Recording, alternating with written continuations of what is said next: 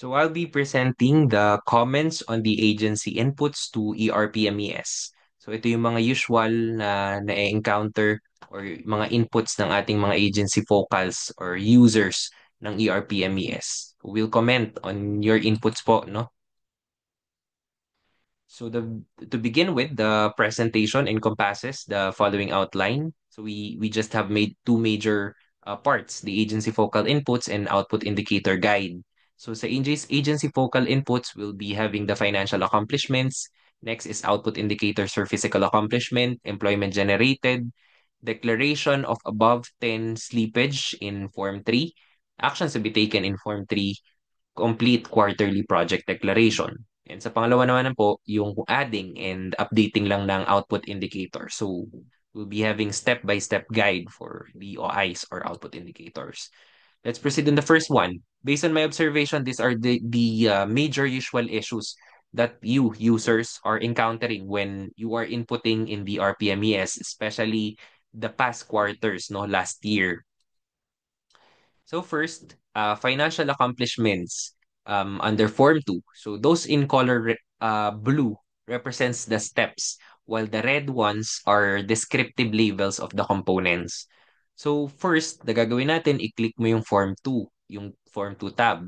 Next is click the project. For example, ang example lang naman po itong mga nakalagay dito, no? Bulalakaw Port Expansion Project. I-click mo yon, lalabas itong sunod.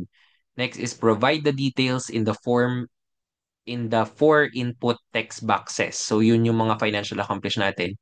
Ilalagay nyo po ito manually, yung mga kailangan nyo. Appropriations, allotment, obligations, and disbursement. So yun yung sa financial accomplishment natin. Ano? I-discuss natin yung very quickly yung apat appropriations na mention naman kanina. No? Yun yung General Appropriations Act. Yung allotment naman is the approved budget for contract or yung contract amount. Yung obligations, obligated amount with a service provider na siya, no? May magbibigay na, may contractor na. And yung disbursement, nabayaran na yung obligation or there's already a payment of the obligation. So we just have to remember, um, never pong magiging smaller yung nasa left side nila. No? For example, yung appropriation, hindi siya pwede maging smaller than allotment. Laging ang mas less than is yung allotment sa appropriation, obligation sa allotment, and disbursement sa obligations. Or, pwedeng equal sila. Equal appropriation allotment, equal allotment obligations, at equal obligations disbursement. So for the output indicators for the physical accomplishment, still under Form 2, again, i-click mo lang yung Form 2 tab. This time, ang i-click mo na is yung may nakalagay na 1 OI. By the way, OI means output indicators. And then, lalabas yung box na to, no? We just have to provide the details. So, three text boxes siya in this case. The end project target, the target to date, and the actual to date. Very important po, crucial itong OI na mailagay natin. And later, we'll dig deeper sa mga output indicators na to as these are the most or this is the most crucial part and most common na nako-commit po ng mga agencies, yung mga output indicators, laging zero ang nakalagay. So dapat po may laman siya, especially yung end of project target kasi nasa plano naman natin ito. Isa-isa natin. First, yung end of project target. This is the target quantity to be accomplished by the end of project as agreed between the implementing agency and funding agency if meron, no? So ito yung napagkasunduan. So pag natapos yung project, ano yung value or ano yung target, no? And then pangalawa is target to date. Target accomplishment as of the reporting quarter. For example, yan, fourth quarter siya, which are expressed in units of respective output indicators, no? So, nakalagay naman kasi dun sa pinaka-title niya yung kung siya by percentage, yung sinabi ko po kanina, no? Yung length, number of beneficiaries, and so on and so forth. So, these are expressed in units, no? Like percentage, number, length, among others. And lastly, yung actual to date. So this is the actual accomplishment na as of the reporting quarter, which are expressed in units then of respective output indicators. So there are times na may zero dito. Kapag zero, ibig sabihin wala ka talagang na-accomplish for the specific quarter. Especially during first quarter. Kasi pag mga sunod naman, second, third, fourth, this should be already cumulative, no? Yung actualization ng ating mga na-accomplish. And take note that we indicate the unit of the major output indicators at most 5. Pero alam nyo, just to make it easy for you, we can actually make the project as treating it as a whole na or as a one project, no? As much as possible, if that's possible, para hindi na kayo mahirapan, isang output indicator siya. Like for example, it's a percentage of how are we going to complete the whole project, number of certain components to be constructed, ganon. Pero pag kailangan po talaga, ayan, we indicate at most 5. Kapag lumampas ng 5, may criteria tayo, yung degree of relevance or contribution to the program of project objectives at yung share niya or kung gaano kalaki yung project or program costs. Okay? So, Engineer Jojo later might have something to add here during the open forum, no? Kung meron siyang other insights. So later, we will be having a separate broadened discussion again on how to update or add output indicators, as these are again crucial because it serves as a metrics for the physical accomplishment. For the employment generated inputs, yan, click lang natin form 2, then click again ulit natin yung title, lalabas tong box na to. So i-provide lang natin yung employment generated. Please don't leave it blank. At least declare zero value if, for example, there are really no workforce required for a particular program on a specific sex, no? If there are really limitations in the reporting information required in the form, please at least reflect sa remarks text box, yung no available disaggregation of employment generated by sex. There are certain programs specific, no? Kasi pag projects, we have to be strict, especially kapag mga infrastructure project. Kapag programs, I think there are instances that we accept zero employment generated, most especially if the cost or actual cost of the mobilization of the project is excluded from the declared um financial components like yung sa mga appropriations allotment natin. Kung wala talaga, we just reflect it sa remarks column din. No? Pag 00, especially we are encountering sa mga programs. Pag projects, please put data or value in it. In some cases nga, if the entry pertains to a program, it's acceptable that there is no employment generated, but be strict for projects. I'm just reiterating po. Okay? Next, declaration of projects with above 10 slippage, either negative siya or positive siya. So those projects with above 10 slippage, even positive or negative man yan, should be reflected sa atin pong Form 3.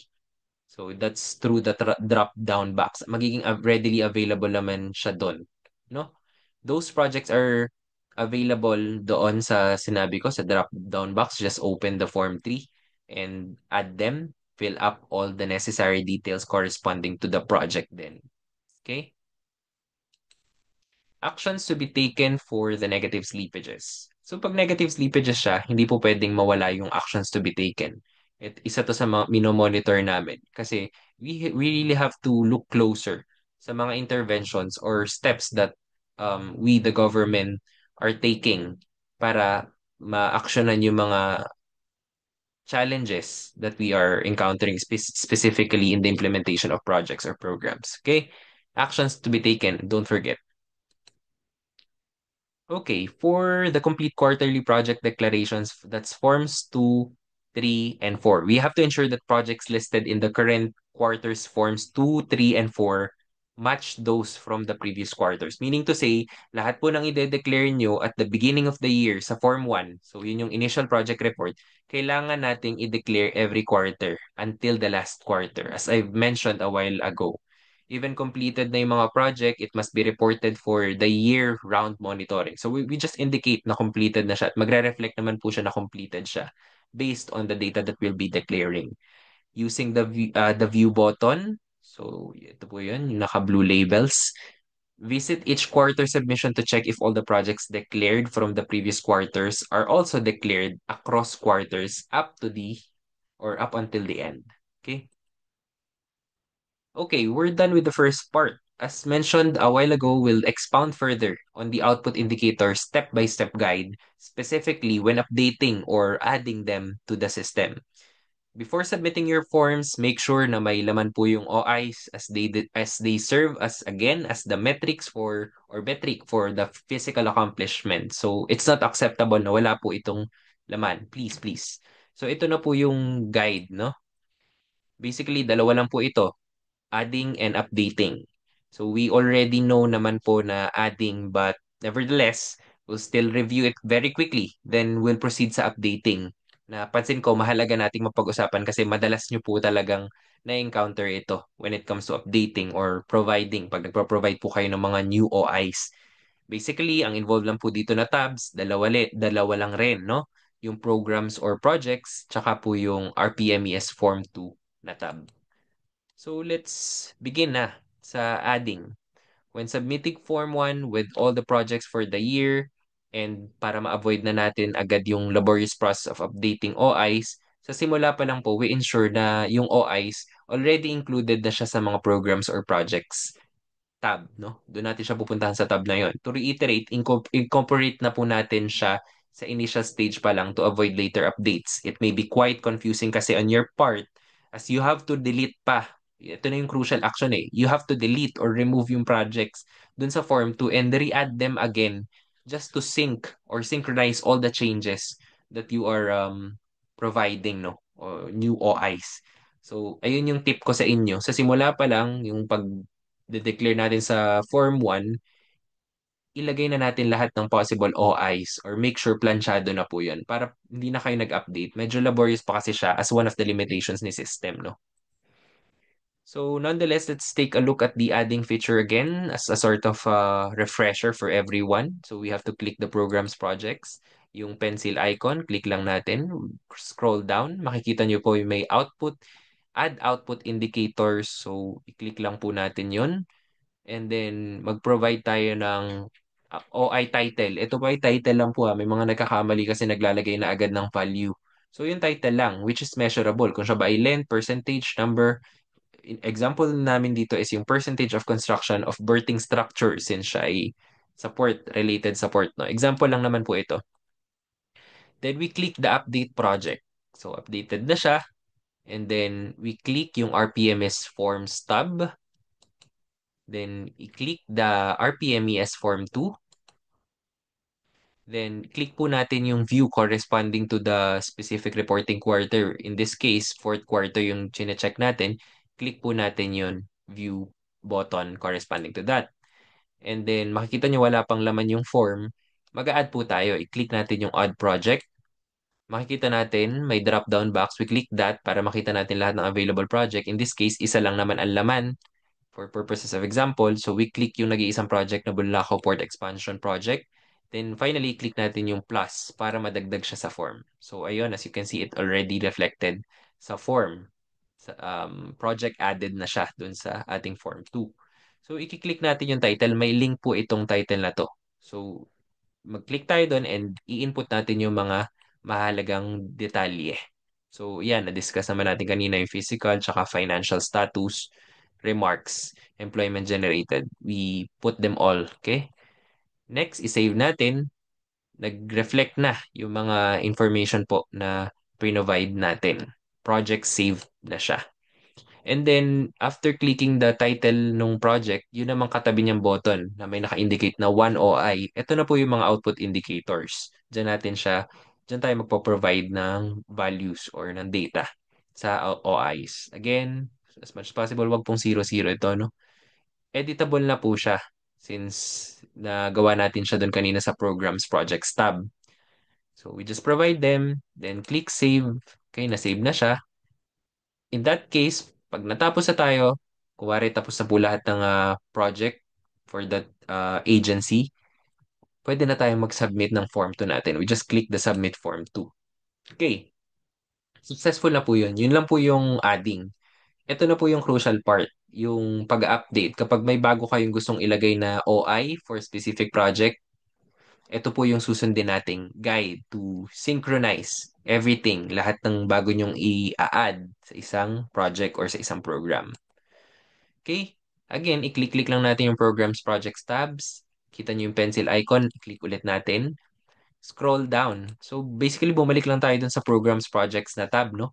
So i-click natin yung Add Output Indicators dahil may naisip nga po tayong i-add. Halimbawa, yan nga, nag-anda tayo ng percentage of construction of berthing structure or kung may additional OI man. Example lang po natin yan. Then we update yung project. So na-updated na siya, na-reflect na. So, click natin yung RPMS forms ulit dahil pupunta po tayo sa form 2. So, we click that tab. Again, yung view nung specific quarter. Kung fourth quarter yan, in this case, fourth quarter ang ginagawa natin. Ito na po yung crucial part. Please bear in mind this part, no? To sync all the changes, we have to delete or remove. Tandaan po natin yung maliit na circle icon, red icon with the dash inside. That's how you remove or that's how we delete the project. So that's very important, very crucial step to sync the changes or the updated OIs, no? Hindi po dyan nagtatapos yan. After nating ma-remove, wala nang laman yung form. We have to re-add again yung pong project na yon by clicking this project or add project.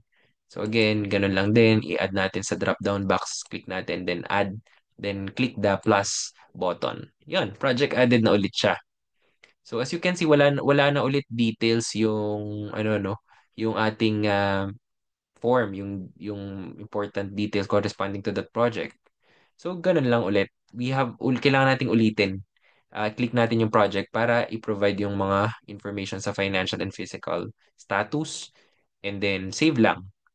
Tapos ganun din po yung OI, kailangan natin ulit lagyan ng laman. So yung mga data or value. Then we just save it. Okay. Na project, ano na po siya, na reflect na po natin yung ating OI successfully, no? After that, make sure na natin that we already added the project. Sa end po kasi ni admin, magre-reflect na po yung updated OI nyo. Kaya kung mapapansin nyo, pag nagre-revert ng system, sabi nyo, no, inad ko naman yung OI, specific OI, naglagay ako ng value. Pero bakit hindi nakita ni admin or my form submission was still reverted? Kasi nga po hindi siya properly updated. Meaning to say, hindi po nag-remove or delete and re-add. So that's very crucial. Delete, tapos re-add ulit. Okay, pag na-make sure na po natin that all is well, we can now submit our form 2 again. So just click that button.